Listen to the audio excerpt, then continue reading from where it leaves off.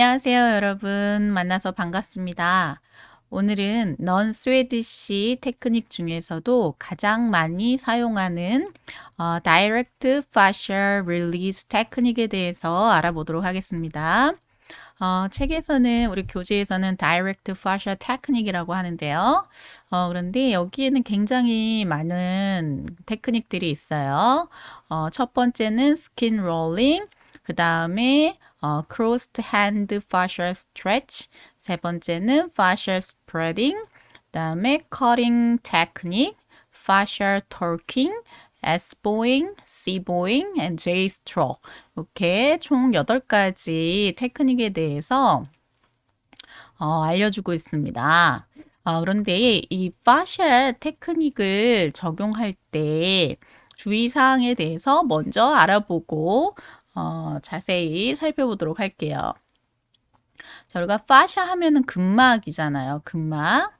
네, 근막은 이제 근육, 그러니까 어떻게 보면 이 파샤라는 것은 몸 전체를 다 둘러싸고 있어요. 머리부터 발끝까지.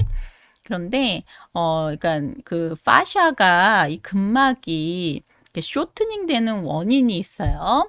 그 원인은 뭐가 있냐면 주로 인플라메이션, 뭐 염증이라던가 아니면 트라우마, 이렇게 뭐 부딪히거나 뭐 사고에 의해서 물리적인 그런 충격에 의해서도 생기고요. 그다음에 surgery, 수술 후에 생기기도 하고요. 그 다음에 pathology, 그러니까 우리가 어떤 뭐 병적인 상태에 의해서 이 fascial restriction이라던가 아니면 adhesion이 생기기도 합니다.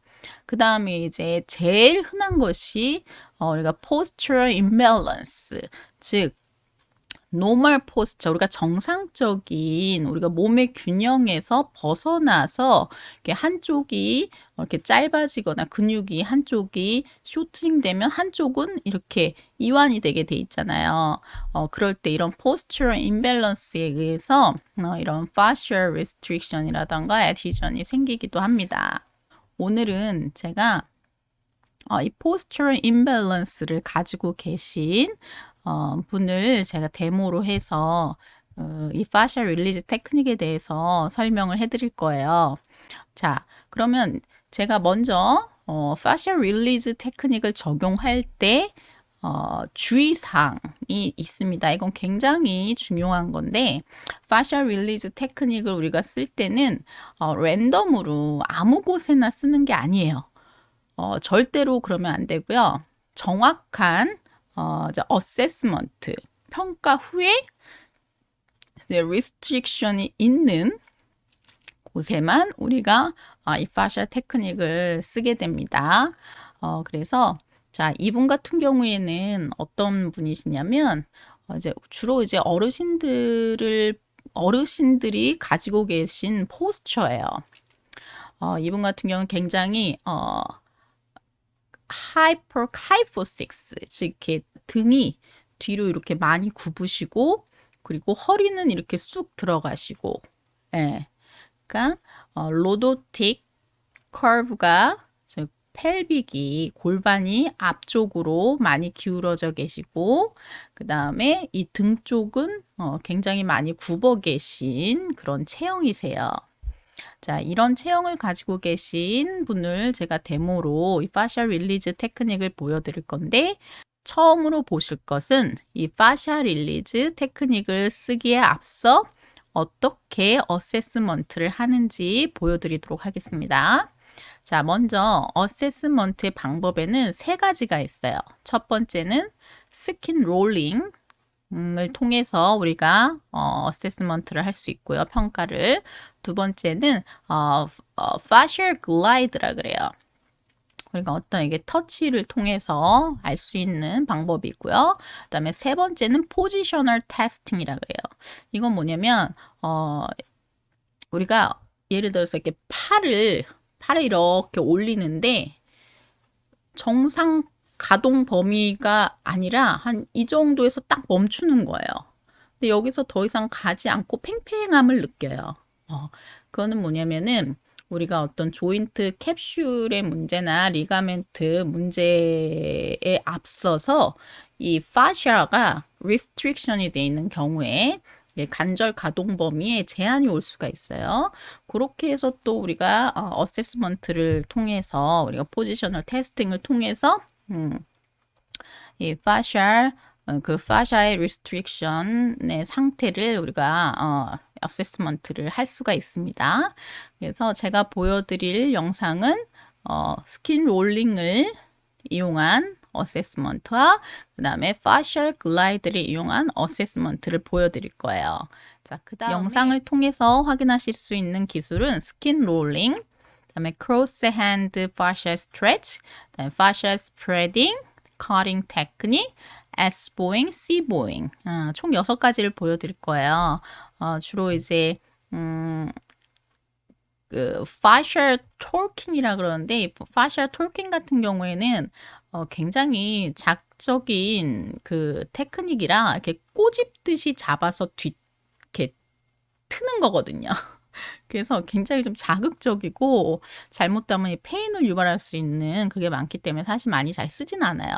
그다음에 이제 제이 스트로크 같은 경우에도 그렇게 많이 쓰는 테크닉은 아니에요. 그래서 제가 지금 보여드릴 영상은 주로 많이 쓰는 테크닉을 위주로 제가 보여드리도록 하겠습니다. 지금 보시는 영상은 슬로우 스킨 롤링을 이용해서 파샤를 어세스먼트 하는 건데요.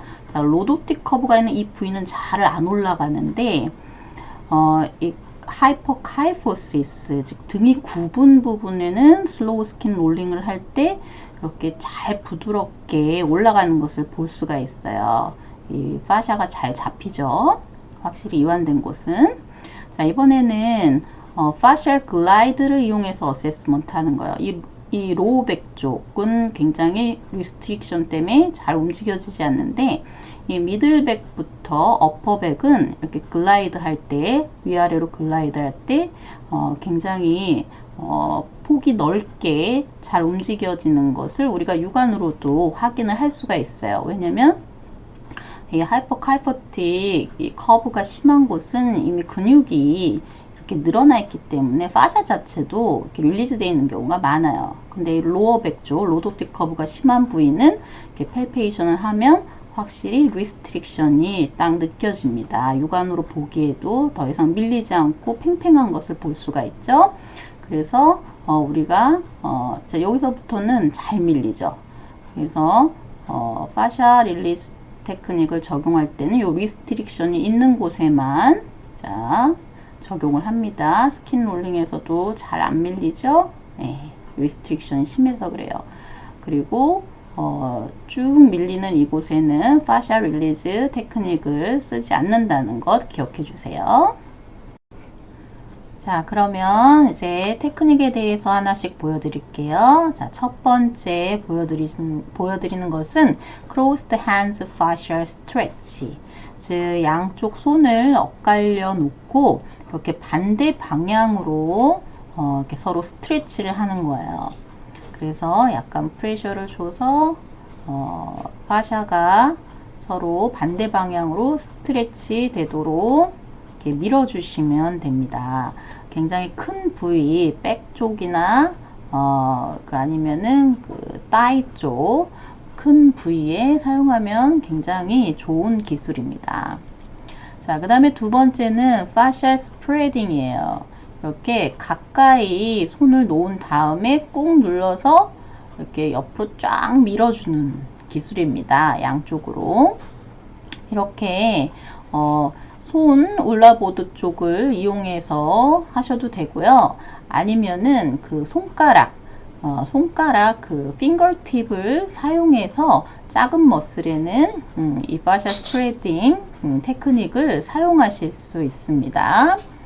자, 그 다음에 이제 보여드릴 것은 세 번째 커팅 테크닉이에요. 이것도 마찬가지로 이렇게 울라보드를 이용해서 서로 엇갈려 가면서 이렇게 파샤 스트레치를 해주는 기술입니다.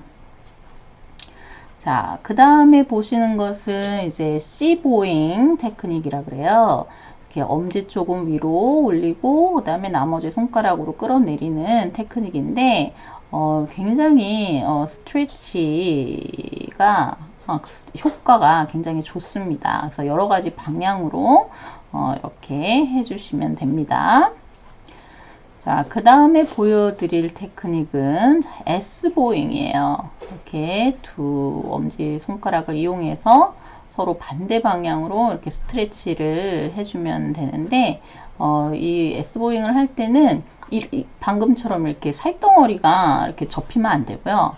이렇게 스킨, 이 파샤만 이렇게 서로 밀릴 수 있도록 이 테크닉을 적용해 주셔야 됩니다.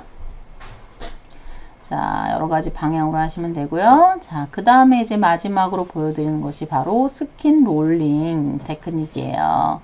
그래서 이렇게 여러 가지 방향으로 마찬가지로 이렇게 스킨을 엄지는 올려주고 나머지 손가락으로 내려서 이렇게 쭉쭉 밀어주듯이 여러 가지 방향으로 적용해 주시면 됩니다. 자, 그러면 이제 다음 보실 영상은 이 테크닉을 사용 전과 후에 어떻게 달라졌는지 한번 보여드릴게요. 자, 왼쪽은 사용 전이고 오른쪽은 사용 후인데 확실히 이 facial release 테크닉을 사용한 후에는 이렇게 이 근막이 파샤가 위아래로 더 많이 움직이는 것을 보실 수가 있죠. 그리고 더 큰 효과를 얻기 위해서는 이 테크닉 적용 전에 핫팩을 그 테크닉이 적용할 부위에 올려놓으신 후 한 5분 정도 있다가 테크닉을 적용하시면 더 큰 효과를 보실 수가 있습니다. 자, 지금까지 영상을 잘 보셨는데요. 그 Direct Facial 테크닉 효과에 대해서 말씀드리자면 당연히 그 restriction 된 fascia가 굉장히 flexibility를 찾는 굉장히 유연해지는 그런 근막이 유연해지는 효과가 있고요. 그 다음에 우리가 이제 금기증을 알아야 되겠죠.